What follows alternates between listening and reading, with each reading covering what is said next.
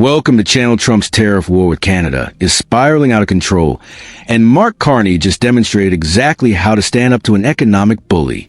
As the American president scrambles to strike a deal that might help him save face, Canada's Prime Minister arrived at the White House on Tuesday with a clear and confident message.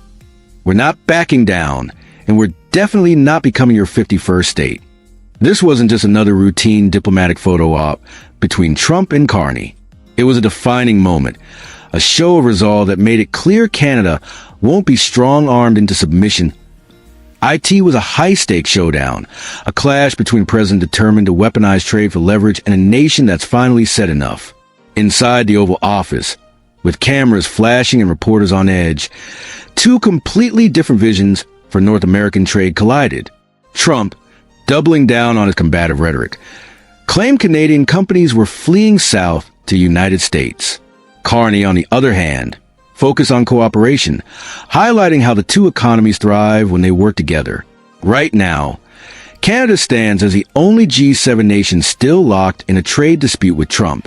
But unlike others who bowed to Washington's pressure, Ottawa refuses to fold. And for good reason. Trump's trade war has exposed itself as his economic Achilles heel, and Canada is seizing the opportunity. The numbers tell the story Trump doesn't want told. His tariffs have effectively created the biggest tax hike on American families since 1993, costing the average U.S. household nearly $1,300 in 2025 alone. Just ahead of the president's announcement of new 25% tariffs on Canadian trucks, the pressure on American consumers is reaching a breaking point. Even former U.S. ambassadors are warning that retaliatory moves won't work against Trump's increasingly aggressive tactics. Meanwhile, Canada has quietly and strategically positioned itself to withstand the economic storm, while Trump's own policies are collapsing under their weight. To understand how we got here, let's rewind.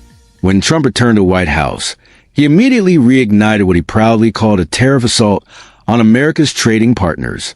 But this time, Canada became his primary target, and not just for economic reasons. Trump truly believed he could intimidate America's northern neighbor into submission, perhaps even into becoming the next U.S. state.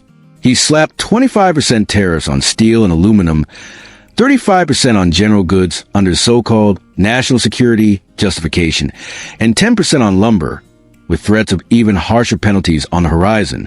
But these weren't ordinary trade measures. They were political weapons, designed to break Canada's will and force Prime Minister Mark Carney into accepting whatever deal Trump dictated. Only, Trump misread the moment.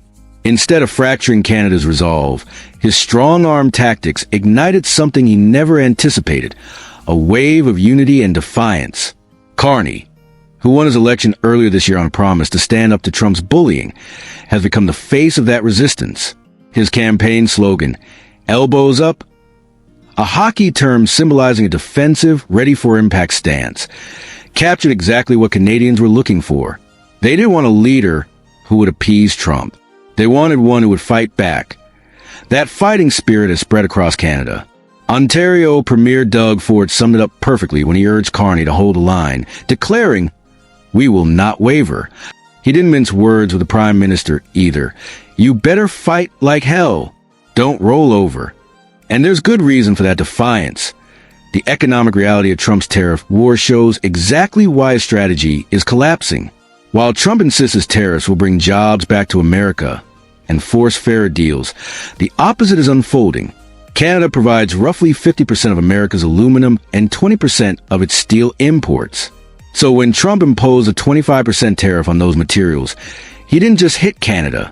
He struck a major blow to American manufacturers, the very businesses his policies were supposed to protect. Factories that rely on Canadian steel and aluminum are now paying more, producing less, and laying off workers. In trying to punish Canada, Trump has ended up punishing his own economy.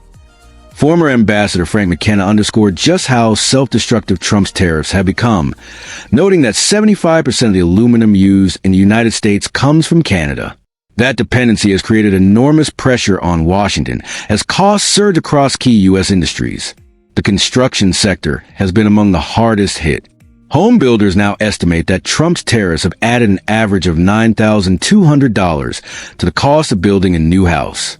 With prices for steel, aluminum, copper, and lumber all climbing, American families are paying the price, right in the middle of a national housing affordability crisis. Even Larry Summers, former U.S. Treasury Secretary, called Trump's steel and aluminum tariffs his worst trade policy yet, pointing out that raising the cost of essential materials for American manufacturers is the kind of move you'd expect from an adversary, not a president. And yet, Trump's approach keeps getting more reckless.